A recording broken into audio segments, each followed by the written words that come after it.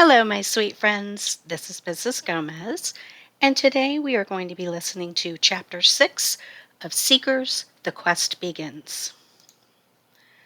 Toklo.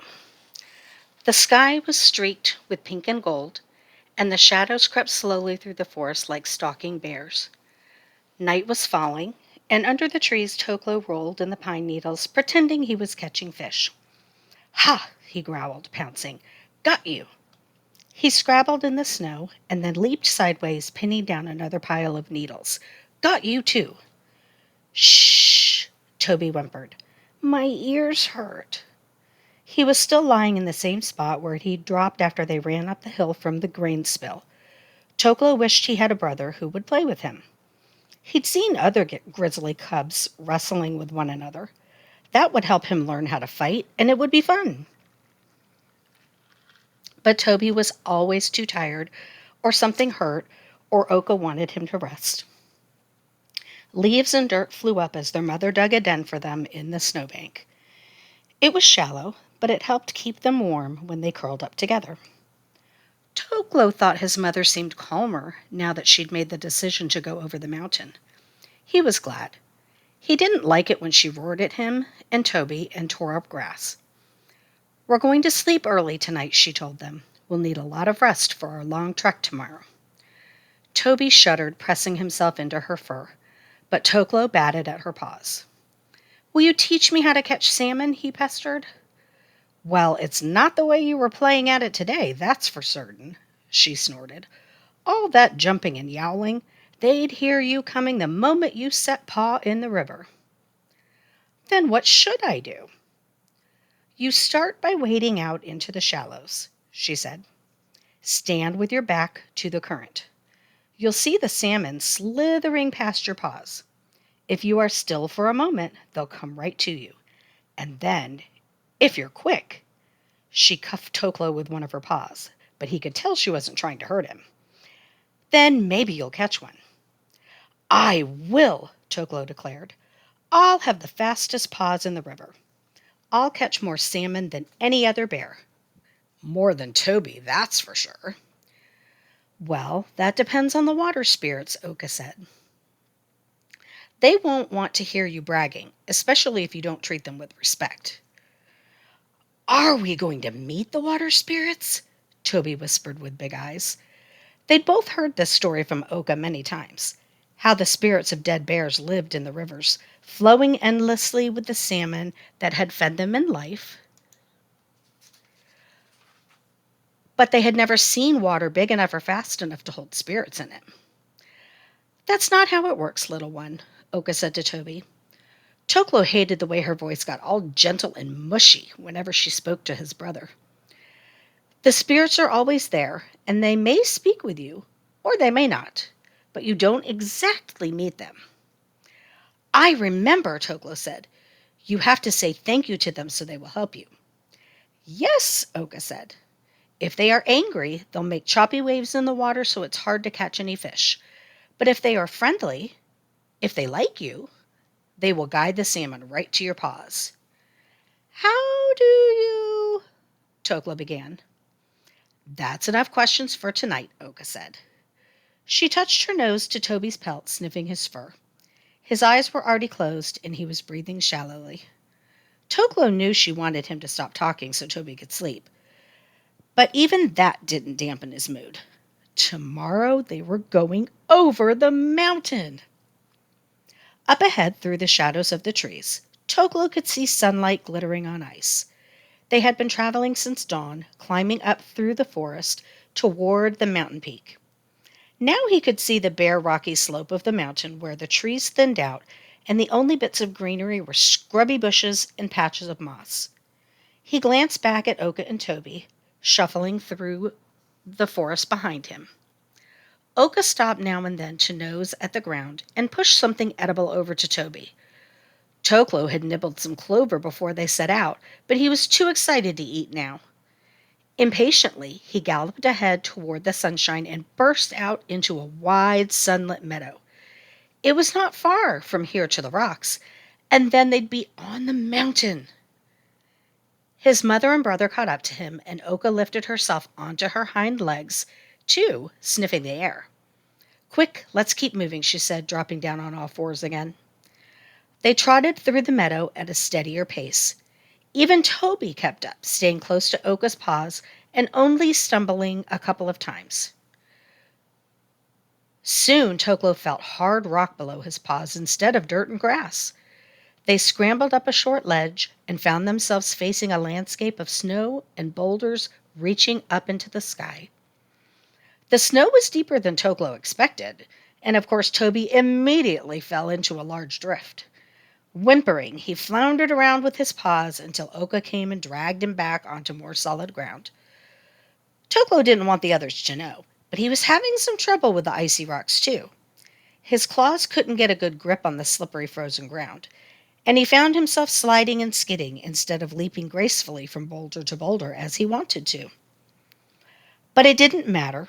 He was thrilled to be climbing, to be out in the sun, to be away from the fire beasts and snake beasts and their noise and terrible smells.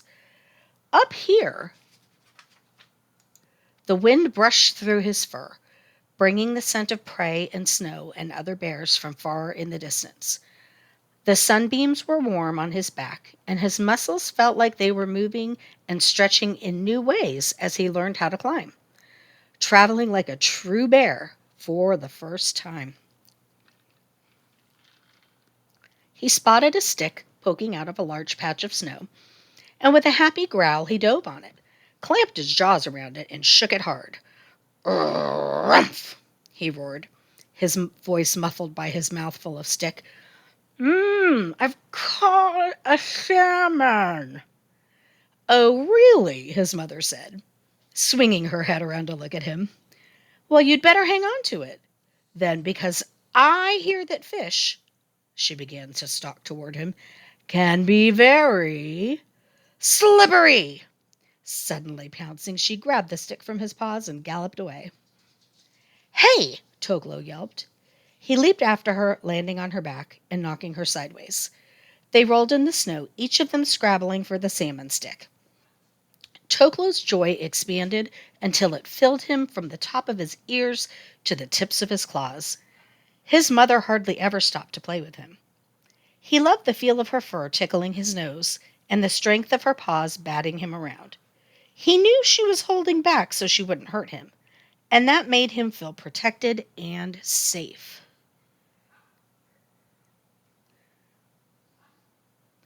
"Aha!"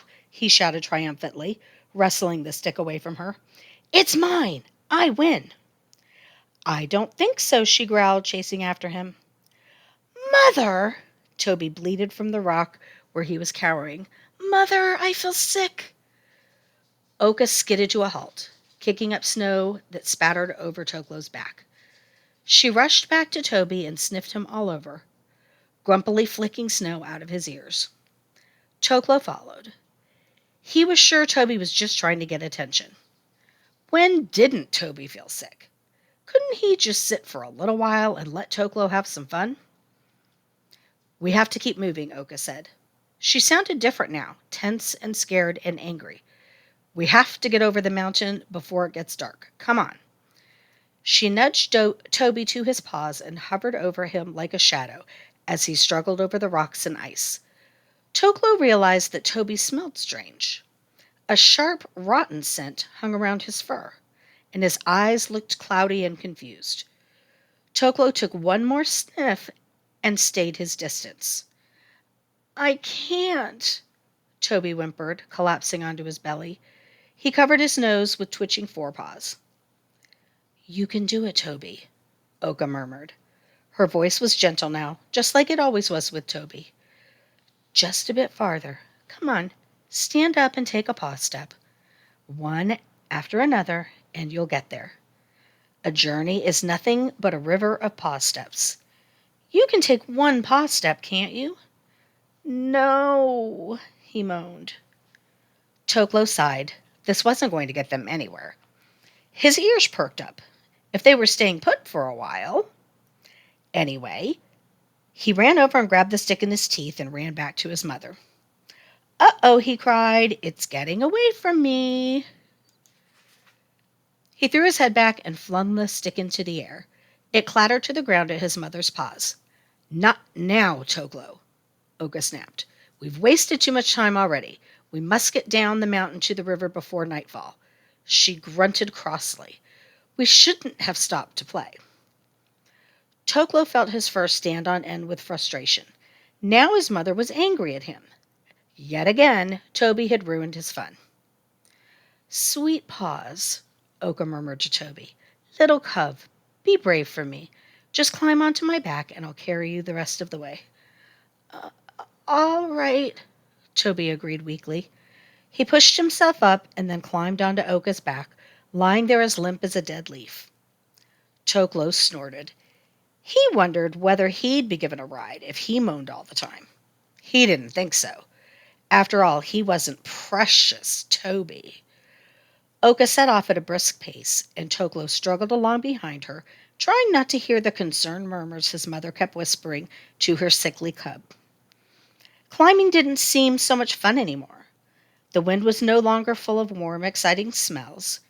Instead, it was cold, and it seemed to bring darkness and whirls of snow. The sun was dropping toward the edge of the sky, and the shadows were getting longer and longer, reaching out for Toklo like creeping water spirits. His paws were aching and cold, and his claws stung from being scraped against rocks all day long.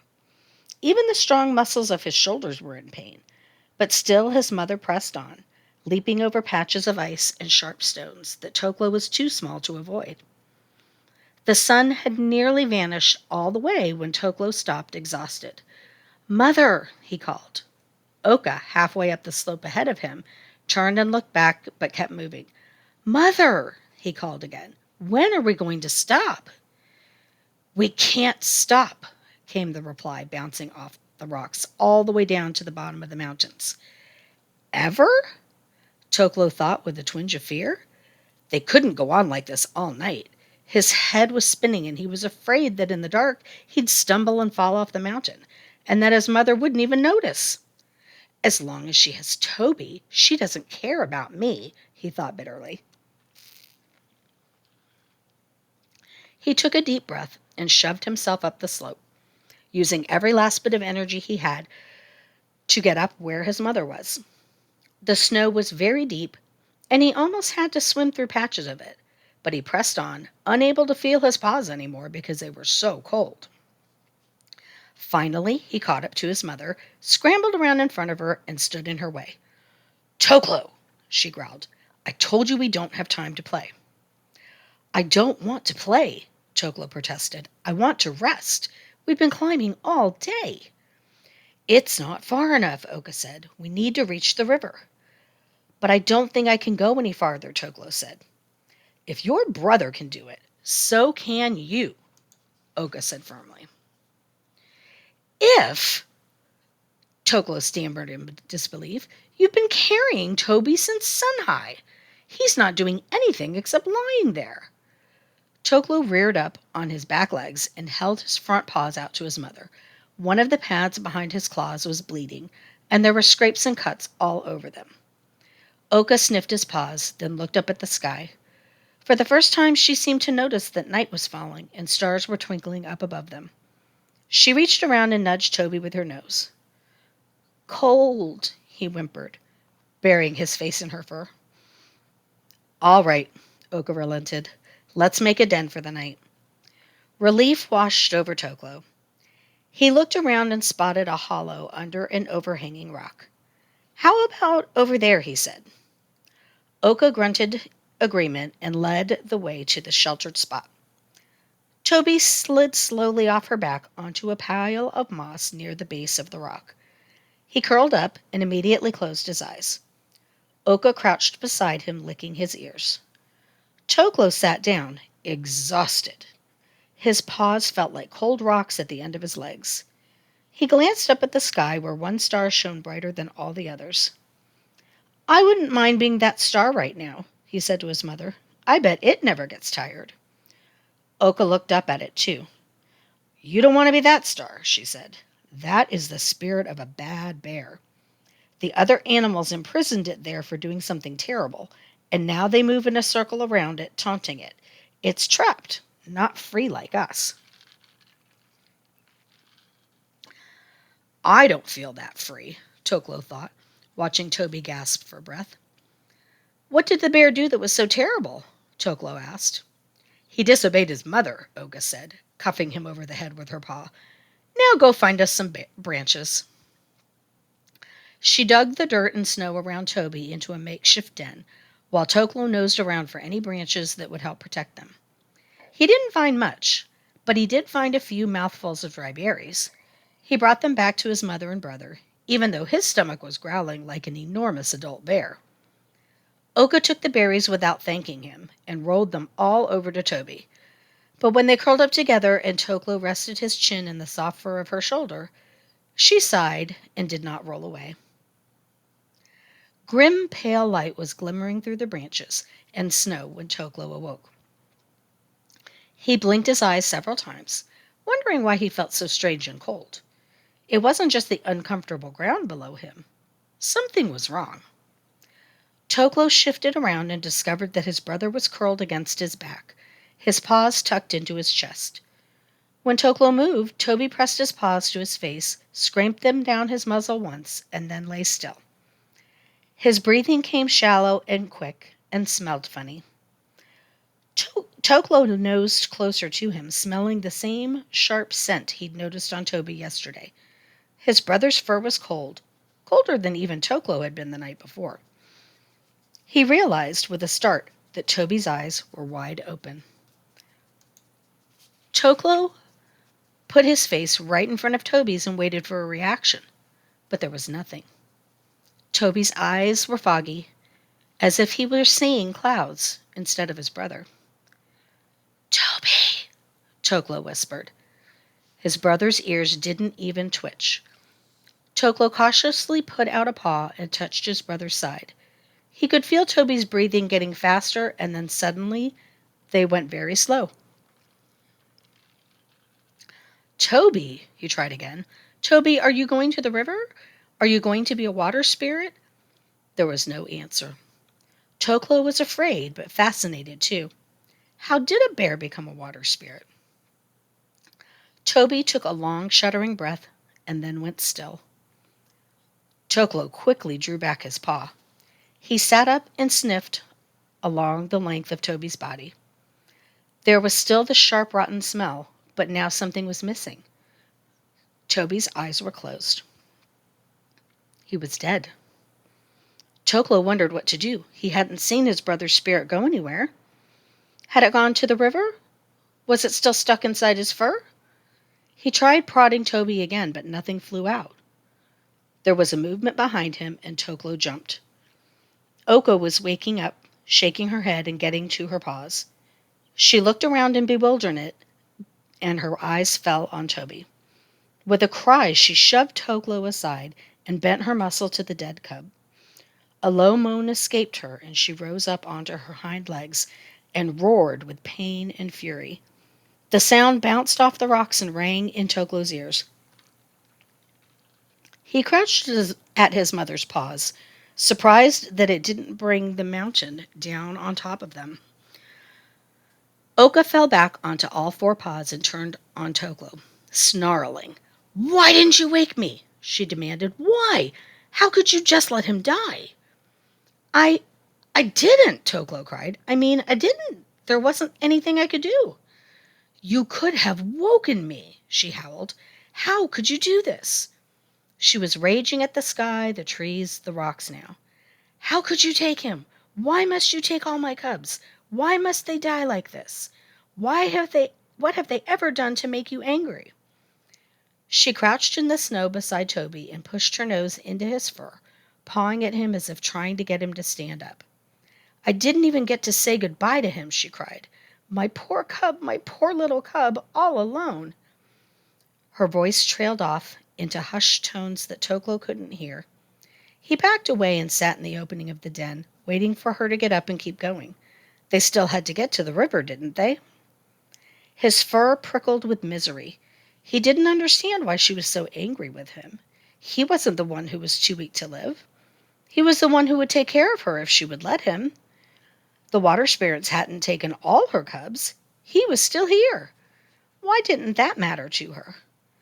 Toby must be with the salmon in the river now. Surely that was better than when he was here, where he was cold and sad and hungry and tired all the time. It was better for Toby, and it was better for them, too. The light spread across the mountainside, illuminating fragments of color in the snow and turning the tip of the mountain golden white. Oka lay next to Toby as still as a fallen tree. Toklo shifted his paws. Were they going to stay here all day? Weren't they going to the other side of the mountain? A long time passed and still Oka did not move. When the sun had risen halfway up the sky, Toklo padded a few steps toward his mother. "Mother?" he said. She didn't respond or give any sign that she'd heard him. "Mother," he tried again, "when are we going to the river?" Oka slowly lifted her head, turned it to look at him, and rested her chin on her paws. "Toby will never find the river," she murmured. "He should not have died here." Toklo waited a moment. When she didn't say anything else, he said, "But what about us?" His mother's voice was low and raspy. "We were too slow," she growled. "It's our fault he's dead, and it's our fault the water spirits won't find him." And that, my friends, is the end of chapter 6. I hope you enjoyed it.